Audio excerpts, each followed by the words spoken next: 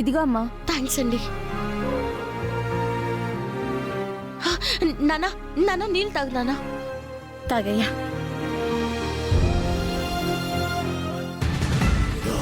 ఈ కూతురు కోసం గుండమ్మ వెతుకుతుంది. ఈ పిల్లేమో ఆ తల్లికి తనను తాను పట్టించుకోవడం కోసం నన్ను పట్టుకుంటుంది. తనని చిన్నప్పుడు కిడ్నాప్ చేసింది నేనే అని ఈ పిల్లకి తెలియదు. ఈ పిల్ల తన కూతురన్న విషయం గుండమ్మకి తెలియదు. ఎవరికి వాళ్ళు తెలియకుండా ఒకరికొకరు బాగానే సాయం చేసుకుంటున్నారు.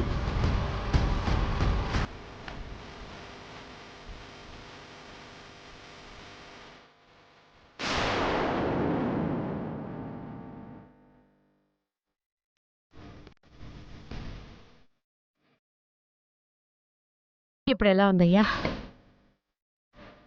ఎక్కడికి వెళ్తున్నావమ్మా? ఎక్కడికి లేదమ్మా, ఇప్పుడే వస్తాను.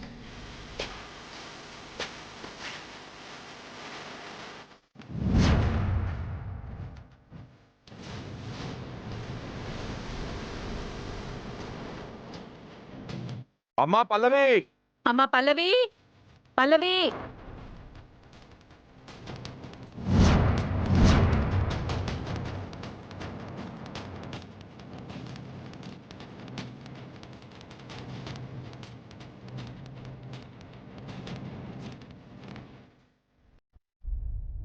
ఇక్కడే ఉండాలి. అతనిలాగే ఉన్నాడే, నన్ను చూసి వెళ్ళిపోయాడా?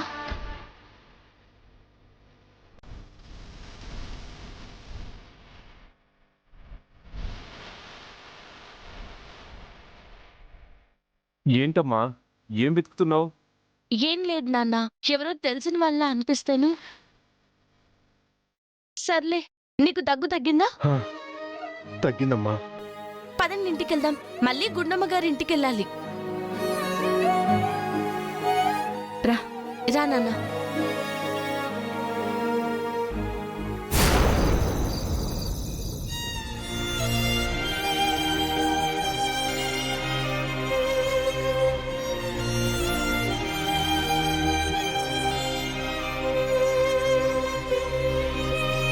గుండమ్మా, ఆ?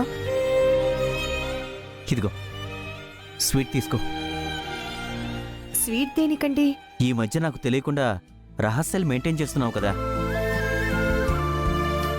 అది సెలబ్రేట్ చేసుకుందామని.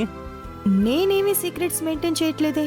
అయితే చెప్పు, ఉదయాన్నే నాకు టిఫిన్ కూడా పెట్టకుండా అంత హడావిడిగా ఎక్కడికెళ్ళావు? చెప్పాను కదండి, చిన్న పని మీద వెళ్ళాను అని. అదే ఆ పనేంటి అని. అది అది రవి చెప్పరా. అది మా చెల్లెమ్మందా నీతో పాటు? ఇక్కడే ఉంది. ఇదిగో స్పీకర్ ఆన్ చేస్తున్నాను, మాట్లాడు. ఎస్ఐ రవి. అనయ్య చెప్పండి. చెల్లెమ్మ, నువ్వు చెప్పినట్టే ఆ బాలరాజు గారి డీటెయిల్స్ అన్ని పోలీస్ స్టేషన్స్కి పంపించానమ్మా. ఇప్పుడు డిపార్ట్మెంట్ మొత్తం ఈ కేసు మీదే ఫోకస్ చేశారు. ఖచ్చితంగా నీ ఐడియా వర్కౌట్ అవుతుందమ్మా. నీ కూతురు ఖచ్చితంగా నీ దగ్గరికి చేరుతుందమ్మా. ఓకే అన్నయ్య, థ్యాంక్ యూ. సరేనమ్మా, ఉంటాను.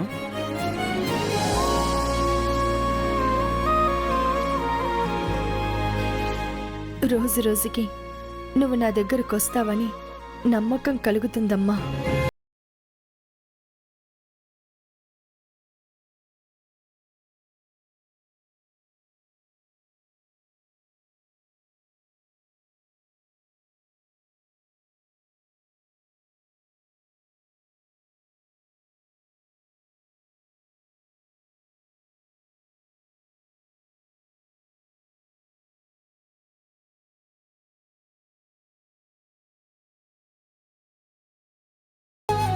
ఏంటి పల్లవి?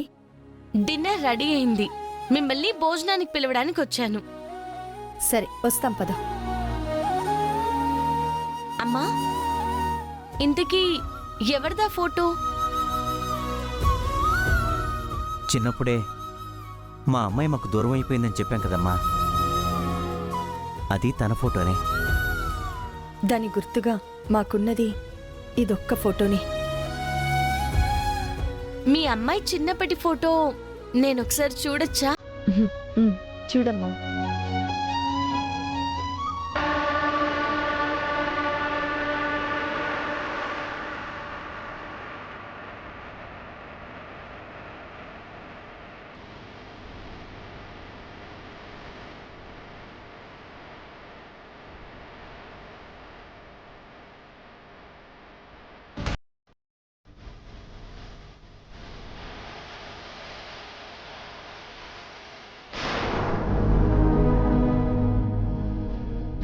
అయ్యయ్యో, ఇప్పుడు కరెంటు పోయిందే. పల్లవి, కరెంటు పోయింది కదా, వచ్చి క్యాండిల్స్ వెలిగించమ్మా, ఏమీ కనిపించటం లేదు. వస్తున్నానమ్మా. నేను మళ్ళీ చూస్తాను, మీరు భోజనానికి వచ్చేయండి. పదండి.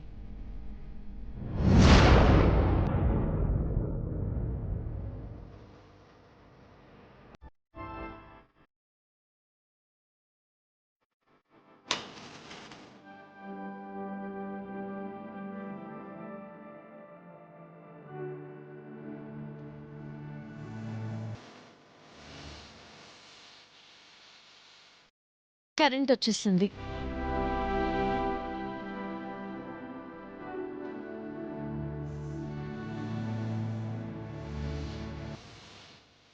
పల్లవి, నువ్వెందుకమ్మా వడ్డిస్తున్నావు? తను వడ్డిస్తుంది కదా, రా కూర్చో, భోంచేయి. పర్వాలేదమ్మా, మీరు తినేయండి, నేను తర్వాత తింటాను.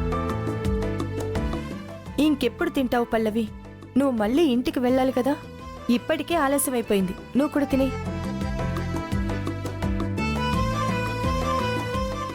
అక్షిత పక్కన చైర్ ఖాళీగానే ఉంది కదమ్మా, వచ్చి కూర్చో.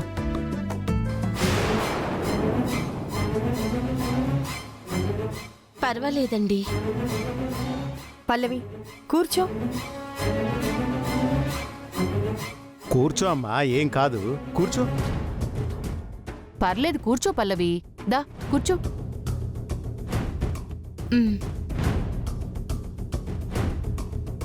తనకు కూడా వడ్డించండి. తనకు కూడా అలాగేనమ్మా.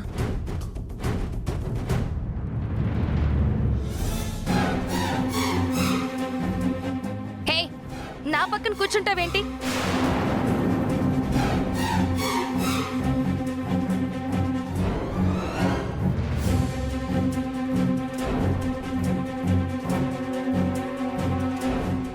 అక్షిత, నీ పక్కన చైర్ ఖాళీగానే ఉంది కదా, కూర్చుంటే తప్పేంటి?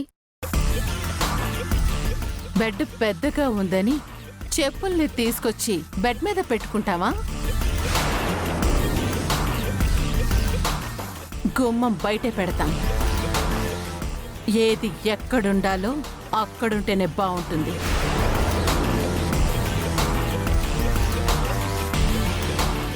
వైష్ణవి, మా దృష్టిలో అక్షిత ఎంతో, పల్లవి కూడా అంతే. కానీ మా దృష్టిలో కాదు. అక్షిత నా కూతురు, ఈ ఇంటి వారసురాలు. పల్లవి ఎవరు? ఎవరో తెలియని ఒక అనామకురాలు.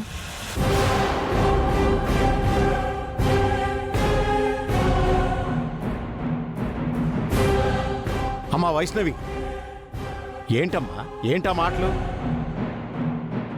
పల్లవి మన ఇంట్లో మీ అత్తయ్య గారికి కేర్ టేకర్గా వచ్చిందని, తనని తక్కువ చేసి మాట్లాడొద్దని చాలాసార్లు చెప్పామమ్మా. అయినా ఎందుకమ్మా, ఎందుకు ఇలా మాట్లాడుతున్నారు? అయినా నీ కూతురు పక్కన కూర్చుని తింటే నీ కూతురు ఏమైనా తరిగిపోతుందా, లేక ఆస్తి ఏమైనా కరిగిపోతుందా? కామాక్షి, తనంటే మీ అందరికీ ఇష్టమే ఉండొచ్చు. కావాలంటే మీరంతా నెత్తి మీద పెట్టుకోండి, అంతేకాని నా నెత్తి మీదకి ఎక్కించొద్దు. నా పక్కన కూర్చుని భోంచేస్తానంటే నేను ఒప్పుకోను. ఒప్పుకోకపోతే ఏం చేస్తావే? అమ్మా, మీరు నా గురించి తననెందుకు బాధ పెడతారు? నేను ఇక్కడ కూర్చుని తిన్నా, కింద కూర్చుని తిన్నా నాకేం పెద్ద తేడా అనిపించదు. ముందు మీరంతా భోంచేయండి.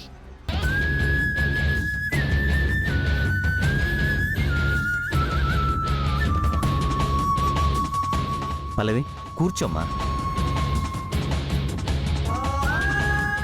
ఆయన చెప్తున్నారు కదా, నువ్వు కూర్చో.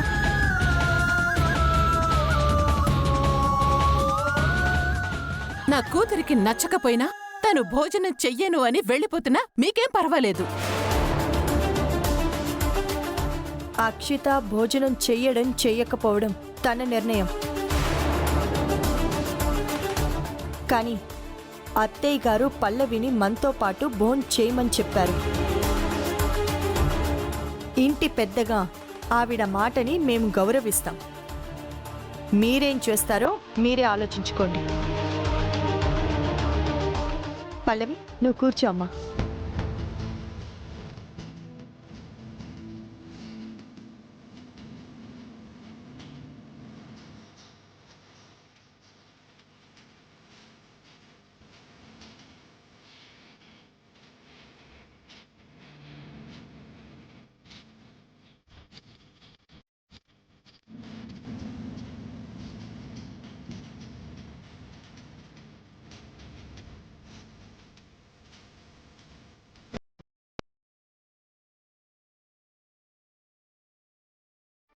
ఆఫ్టర్ పని మనిషివి, రేకుల షెడ్ బ్యాచ్, నువ్వు నా పక్కన కూర్చుని భోంచేస్తావా? చెప్తా.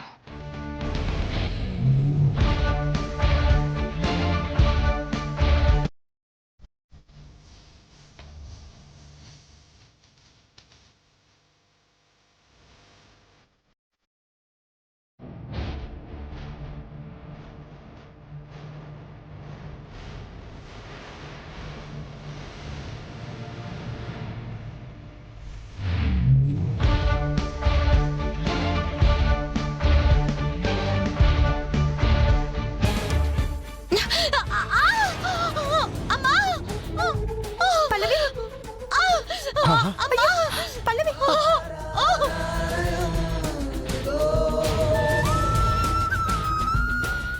పల్లవి, అమ్మా, అయ్యో, ఏమైందమ్మా?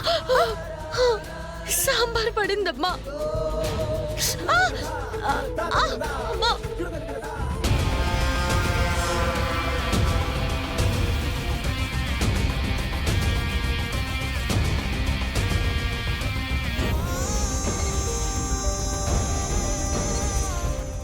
ఎలా పడింది సాంబారు? సాంబార్ నేను వేసుకుంటూ ఉంటే పడింది కామాక్షి.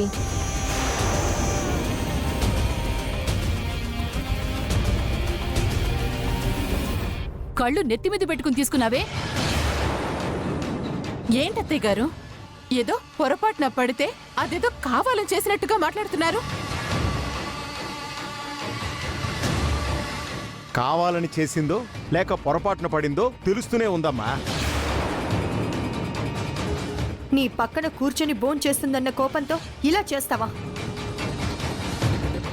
పెద్దమ్మా, తన చేతికి నూనె రాస్తే మంచిది. తీసుకొస్తాను. అమ్మమ్మ, నాకేం పర్వాలేదమ్మా. ముందు మీరు భోజనం చేయండి. ఏం అక్కర్లేదు, మన ఇద్దరం కలిసి తిందాంలే. నువ్వురా.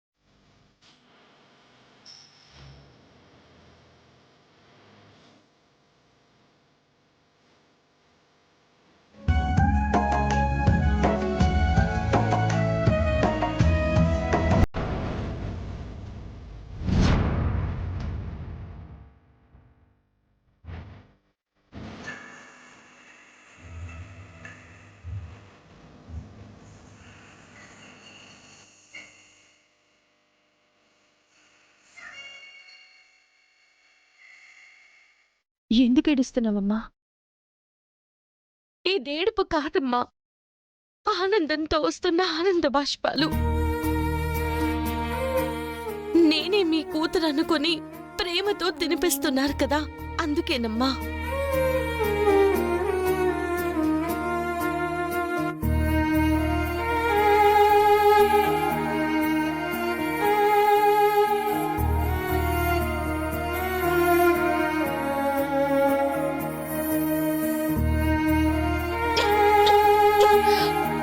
అయ్యో మెల్లగా మంచినీళ్ళు తాగు.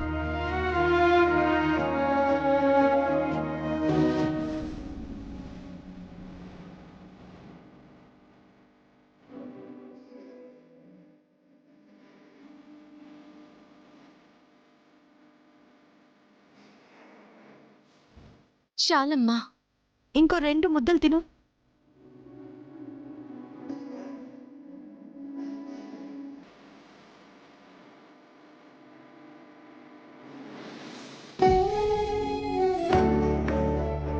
అడ్డమైన వాళ్ళని నెత్తి మీదకి ఎక్కించుకోవడం బాగా అలవాటైపోయింది ఈ గుండమ్మకి.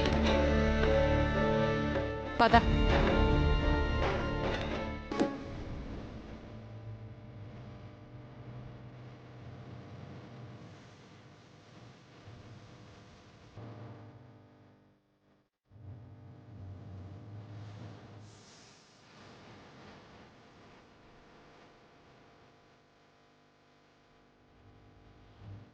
నువ్వు రెస్ట్ తీసుకో.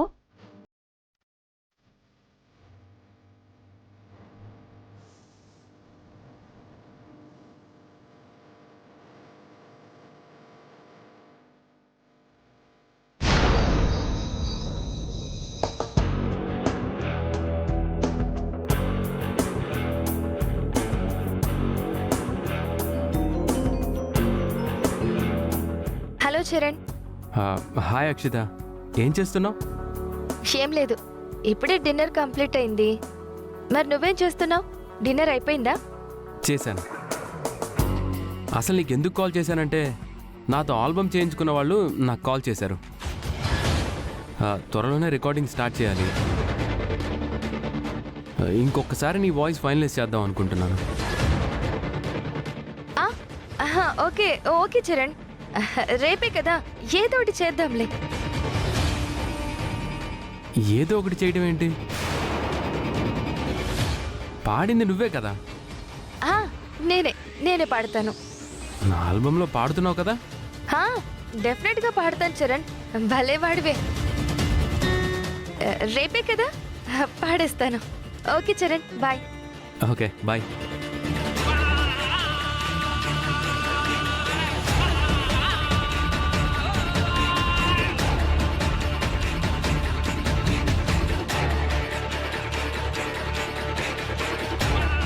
ఏమైంది బేబీ? ఎందుకు టెన్షన్ పడుతున్నావు? చరణ్ కాల్ చేశాడు మమ్మీ.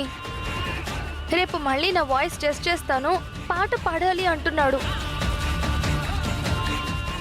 మరి నువ్వేమన్నావు? ఓకే అని చెప్పి ఫోన్ పెట్టేశాను. కానీ ఎలా చేయాలో నాకు అర్థం కావడం లేదు. ఆ రోజు గుళ్ళో పాడింది నేను కాదు, పల్లవి అని చరణ్కి తెలియదు. ఇప్పుడు నేను పాట పాడకపోతే దొరికిపోతాను మమ్మీ. నాకు చరణ్ కావాలి మమ్మీ. మమ్మీ, తను చాలా టాలెంటెడ్. డెఫినెట్ గా అతను చేసే ఆల్బమ్ గ్రాండ్ సక్సెస్ అవుతుంది. అందులో పాట పాడితే గనుక సింగర్ గా నాకు మంచి పేరు వస్తుంది. నాకు చరణ్ కావాలి మమ్మీ, ఆ పేరు కావాలి.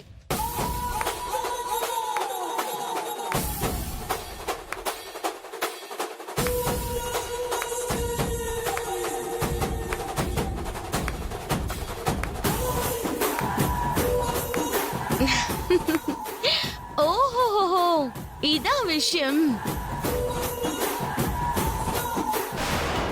ఆ పాట నన్ను ఇంప్రెస్ చేసింది, ఆ పాట నన్ను మాయ చేసింది అంటూ చరణ్ పాట పాట అంటూ అక్షిత అక్షిత అంటూ నీ వెనకాల తిరుగుతుంది ఎందుకోసమా? అయితే చరణ్ అంతలా ఇంప్రెస్ అయిపోతున్న పాట ఆ రోజు కార్తీక పౌర్ణమి రోజు గుడిలో నేను పాడిన పాటనా?